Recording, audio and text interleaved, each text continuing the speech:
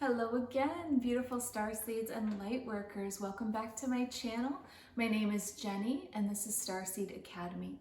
Today I want to talk about a very hot topic. I see a lot of people asking questions about this, and that's signs. Signs like 1111 and other very important and popular signs that people are noticing across the world. Now, as we know, 2020 is a huge year of awakening. It's the Great Awakening, in fact, and the reason why Starseeds and Lightworkers are on the earth at this time. And so with more people waking up than ever, this wave of awareness that has taken over them, they are starting to notice things. And one of the first things that they seem to notice are the signs. So why is 1111 so popular? I think that it's seen by so many people because it really stands out with all of those ones lined up. It's like a simple message that your angels and guides are with you. Now, normally I would say that signs to do with numbers are very specific to the individual that's seeing them. Like they mean something different to you than they would mean to your neighbor. However, 1111 is like the universal sign of wake up. Your angels are with you. So the other number signs that you're seeing are likely going to be personal to you. An example of that is I was seeing the number 152 over and over and over again. Like for months on end, I saw it every day, every time the clock turned 152. Also, I would just see that number like online, or on my computer, on my phone, on everywhere. It was everywhere, even on license plates. And that's how it speaks to you and lets you know that it's a sign by continually popping up into your field of awareness. And what I realized is that's the time I was born, at 152. And so for me, this sign was all about rebirth, new ventures in my life, starting new things, all about things being born, and almost like a transition of my old self into a new self. So a death and a rebirth. But I had to determine the meaning for myself, which you can do by going into meditation with the numbers and asking your guides. And if you're unsure of how to communicate with your guides, please check out my video, How to Communicate with Your Guides, because it is so simple. I put it in that video in like this very logical steps that you take. There's so much information and so many tips in that video on how to get things going. So this is a huge part of your spiritual journey, is to communicate with your guides. That's what they're there for. So check that video out after this one. But yeah, that's how I figured out what the sign means to me, especially when it comes with numbers. Because if you look up online, which you can do, you can look up what the numbers mean, and that could be what it means for you. But it's far more better to find out what it means for you personally on your journey, how it's going to help you. So dive a little bit deeper into the signs when you see them. You don't need to accept the explanations of someone else or something that's said on the internet. Like for instance, 666 doesn't have to be bad, or 444 doesn't need to be about abundance.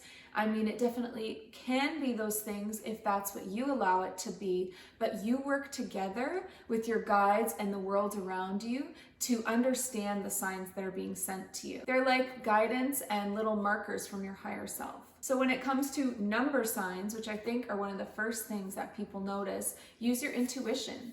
It doesn't even have to be repeating numbers like the 333. It doesn't have to be that. Oftentimes it is, because that's the only thing that'll get our attention, right? Like why would something like, 137 be important to you? Unless it was the moment you were born, like in my case with 152, but the numbers themselves can give you a feeling. So I always encourage people to think back on what thought was going through their mind when the sign arrived. So no matter what kind of sign it is, that's actually the best thing to do, because you're using your inner knowledge and your intuition, and you're thinking to yourself, oh, that popped out as a sign. Wait a minute. What was I just thinking about when that popped up? Was I being super negative, going in my mind and visualizing worst case scenarios? And in that instance, if you were, then that sign kind of popped up to shake you loose from that, like, whoa, You know, you're manifesting at every moment of your life. Like, don't be thinking about being a victim right now. Don't be creating these worst case scenarios. So the same sign, the same numbers, for instance, could mean something one day and then something different another day. And it's all about where you're at, what you were just thinking about, where your energy is at, how it can help you best. This is a great way also to develop your intuition, because the signs never stop arriving. They are literally surrounding us at all times, and it's just about our level of awareness to see them and our level of intuition to read them. So it's really all about you in the end. Okay, the next kind of sign is my favorite, my absolute favorite, and that's animals. Every time an animal shows up unexpectedly in your life or continues to show up multiple times over a day or two, it is absolutely a sign. Gaia is alive. Mother Earth, her spirit, she is alive and a sentient being who understands and knows things. Because of that, she is always sending you signs. She loves humanity. She knows if you're a light worker or a starseed, and she's also trying to help you along because she's so grateful that we're down here helping her. We're down here to raise the vibration of the collective consciousness and the planet. It's all affecting her. So because of that, she loves starseeds and lightworkers and works with them often. If she's sending you a sign, then tune into your intuition. Be aware and notice those signs. But I will say that when it comes to animal signs, I always look them up because it's not like an impersonal number or math sign. This being, this animal already has a spirit within it and symbolism and centuries of wisdom. So when it comes to animals, these ones I always look up. Come here. Speaking of animals, are you a sign? This is Gus. You've probably met him before in my videos.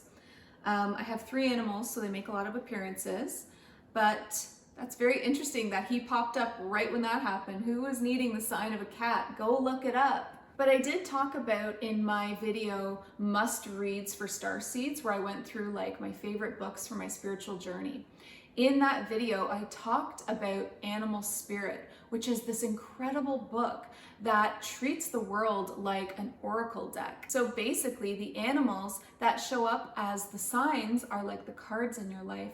And then this book is the wisdom and the explanation. So you can also definitely look up animals online.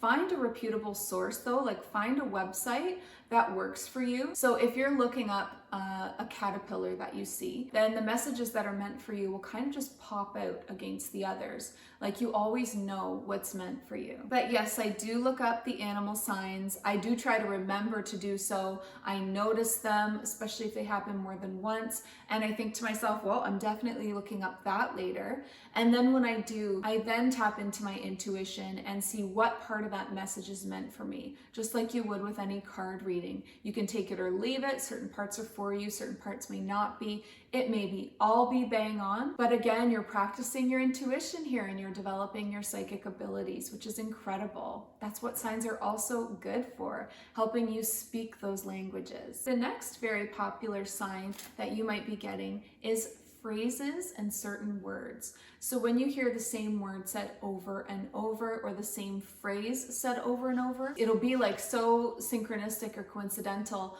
where it just continues to pop up. And you'll hear it in a song, you'll read it in a book, you'll hear someone say it. And again, there's going to be that repetition if it's a true sign for you. And with words and phrases, there's also going to be a feeling in your gut. Like you get this pit feeling in your stomach when it's a sign that's meant for you, when it's a phrase or a word that you need to hear. Do you know what I mean? Like that, oh, that jolt in your stomach when someone says it, you're like, oh, that's for me. I always get that feeling in my stomach when it's a message for me. So don't ignore it. Your body is also a part of the sign. Your physical reactions are a part of that sign. So the next time you hear something and your stomach does a little flip-flop, pay a little extra attention, especially if that same word or phrase pops up again. Another very popular sign is finding coins. Now, coins are generally always a sign of abundance, but it doesn't have to be wealth necessarily. We can be abundant in opportunities, abundant in friendships, in love. But it is a sign of beautiful abundance coming into your life. And these are definitely from the angels. And it's also our angels' way of reminding us to be grateful. Because if you want more abundance in your life, then the key to abundance is gratitude. The more grateful you are, the more you notice your blessings, the more blessings show up in your life. So the next time you find a coin, remember that abundance is available to you in that moment and in your life through your gratitude. Another sign that I love to find is feathers. And this could not be more clear. It is definitely a sign that your angels are with you, that you are protected, and that you are in communication with these other realms. Your angels can use this as confirmation for you. If you've asked a question of them, or if you've asked them if they're really there. This one is such a feel-good sign. I love going on a walk and seeing a feather. I always stop and say thank you. If you're having a lot of coincidences and a lot of synchronicities happening in your life, where the same things keep popping up over and over, and it's like deja vu all the time, that is a sign that you are on the right track, that you are in the flow. There is a natural flow to life. And when we're swimming against the current, just the opposite happens. Everything goes wrong, nothing adds up. But when you're in the flow and you're on track, then everything just flows together with the most beautiful and divine synchronicities and coincidences, like meeting the right people, being in the right place at the right time, seeing all these numbers, continually having animal visitors, and all of these signs pop up. You are in a beautiful stage in your life of being in the flow, and you are right on track. However, if you are not in the flow and something needs to change in your life to get you back on track, back on your path, if you've fallen off somehow, you're going to experience different kinds of signs. They might feel negative when they're happening, but they are actually beautiful nudges from our guides and our team to get us back on track, back on your path. So they're adjusting you. This could be something like losing your job, losing a friendship or a relationship. I've even noticed that if I break something, so if I'm going about my day and I happen to break a glass or break something, I always stop and think, whoa, what was I thinking just in that moment when that broke? Pay attention. Breaking something or hurting yourself in some way is a sign to pay attention and to readjust your thinking or the situation that you're in, which in the end is not really a negative sign because it's an action of love to help you get back on track. We're never going to be threatened or like frightened back onto our path. It's always going to be our choice through these gentle nudges. But specifically losing your job, injuring yourself, or breaking something are all signs that you need to be more aware, pay attention. What were you just thinking about? In what area of your life have you fallen off of your track,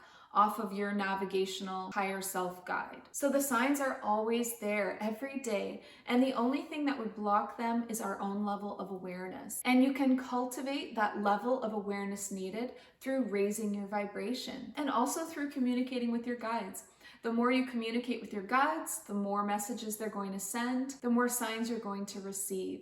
So continue to work with your guides, your higher self, continue to raise your vibration, cultivate the awareness through stillness and meditation, because a busy mind will notice nothing. So what signs have you seen lately? Any animals or number signs that keep popping up for you? Do you keep waking up in the middle of the night and you check your phone and it's 3:33 every time for so many nights in a row? All of these signs are so exciting. They're communication from beyond our own realm to help guide us as souls onto our highest path. So feel free to start up a conversation down in the comment section below about the signs that you've been seeing. Feel free to ask questions. If you like this video, then give it a thumbs up, share the video so that others can see what signs are coming into their lives. Make sure that you're subscribed to my channel because you're going to get new videos every Sunday, Monday, Wednesday, and you can also follow me on Facebook and Instagram for more daily content. Check out my link in the description box below to see everything that I've been up to. I love you so much. Thank you so much for joining me today. So start to pay attention. Start to work on your awareness level. Start noticing the signs around you. Write them down. Notice when they repeat themselves. Look up the ones that you're unsure about. Learn to communicate with your guides on the ones that are personal to you, like the numbers. Have fun with it. I love you all. Please remember to listen to your heart and the quiet voice within, because you are so much more than the body you're in. Have a great day. Bye.